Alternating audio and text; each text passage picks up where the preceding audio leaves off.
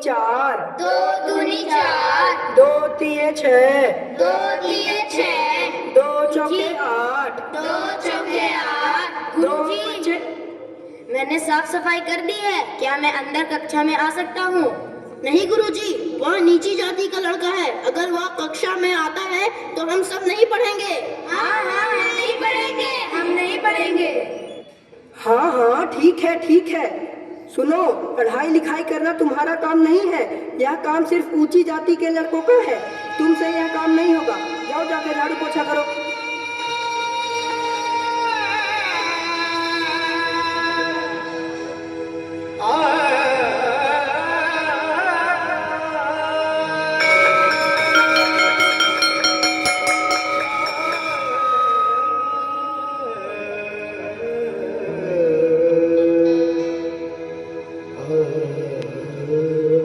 सुनो, मुझे भी प्यास लगी है, थोड़ा पानी पिला दो, भगवान की मेहरबानी होगी। ए महार जाति का लड़का, तुम यहाँ क्या कर रहे हो? यहाँ तुम्हारी जगह नहीं है, चलो निकलो यहाँ से। हाँ हाँ, निकलो, चलो निकलो। सारा दिन खराब कर दिया।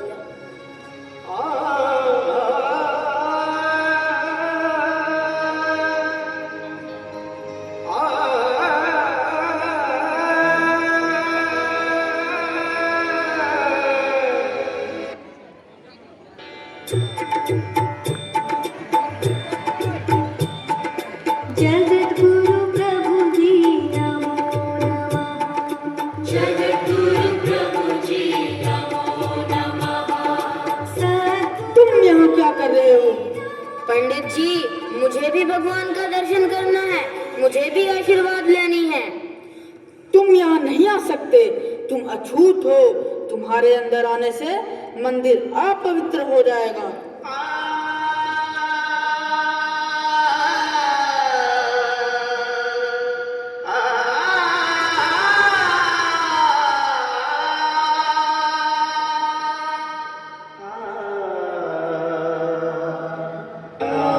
डॉक्टर अंबेडकर ने अपने जीवन में बहुत से ऐसे कष्ट सहे, लेकिन कभी भी अपनी शिक्षा को प्रभावित नहीं होने दिया।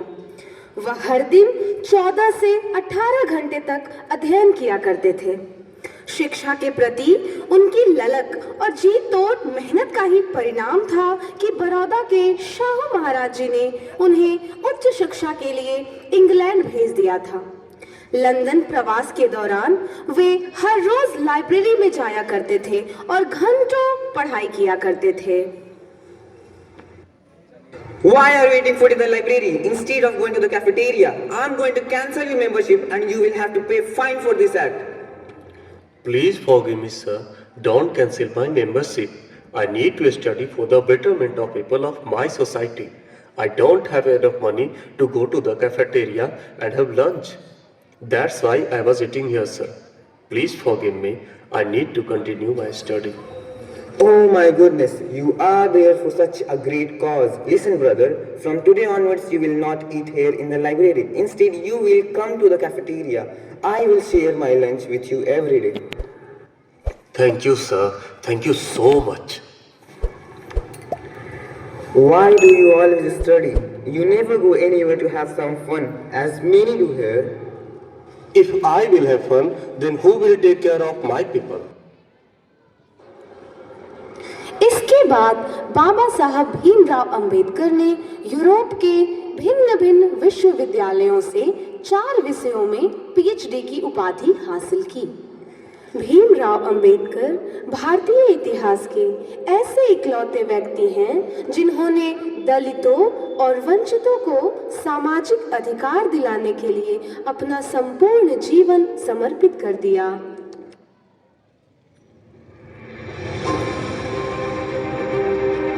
हम आदि से अंत तक भारतीय हैं। महात्मा आए और चले गए, परंतु अछूत अछूत ही बने हुए हैं।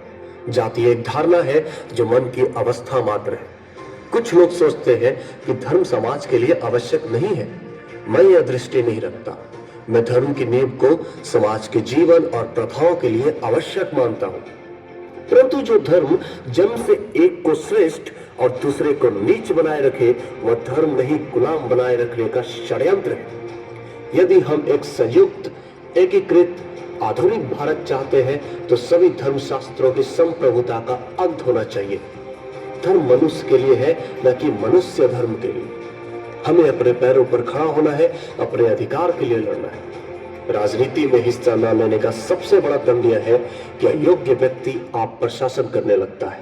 मैं राजनीति में सुख भोगने नहीं, बल्कि अपने सभी दबे कुचले भाइयों को उनके अधिकार दिलाने आया हूं। ज्ञान हर व्यक्ति के जीवन का आधार है। शिक्षा महिलाओं के लिए भी उतनी ही जरूरी है जितनी पुरुषों के लिए।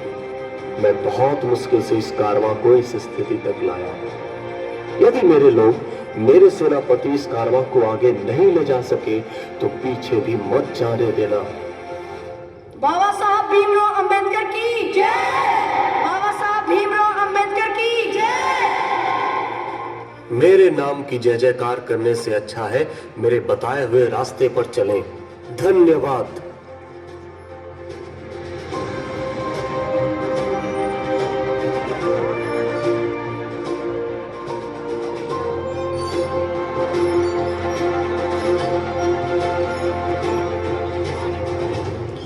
संविधान को भारतीय समाज के लिए एक मार्गदर्शक दस्तावेज के रूप में प्रस्तुत करने में डॉक्टर अंबेडकर की सबसे प्रभावी और निर्णायक भूमिका थी। 26 नवंबर 1949 को संविधान सभा ने संविधान के उस प्रारूप को स्वीकार किया जिसे भीमराव अंबेडकर की अध्यक्षता में ड्राफ्टिंग कमेटी ने तैयार किया था। इसी रूप में संविधान 26 जनवरी 1950 को लागू हुआ और भारत एक रिपब्लिक बना।